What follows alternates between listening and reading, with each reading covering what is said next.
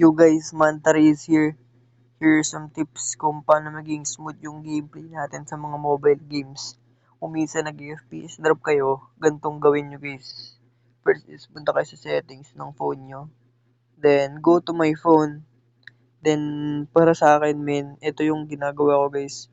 Kasi magkaiba-iba to ng settings sa iba't ibang device. So go to Android version. Then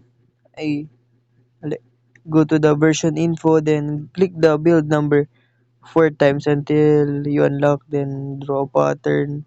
Ano yung pattern mo?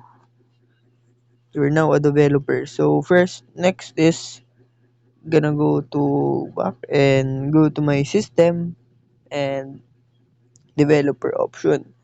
Yung gagawin nyo guys is mag-scroll kayo bababa hanggang mahanap nyo yung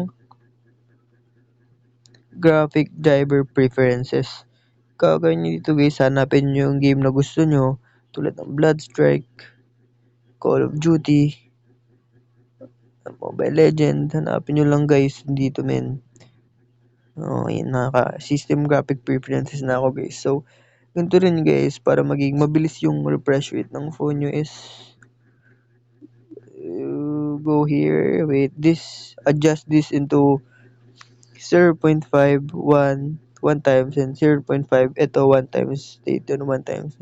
As once guys, napakabilis na ng refresh rate yung guys.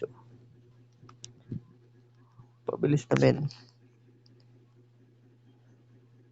Okay, so yun lang guys. Huwag nyo kakalimutan mag-subscribe. Thank you.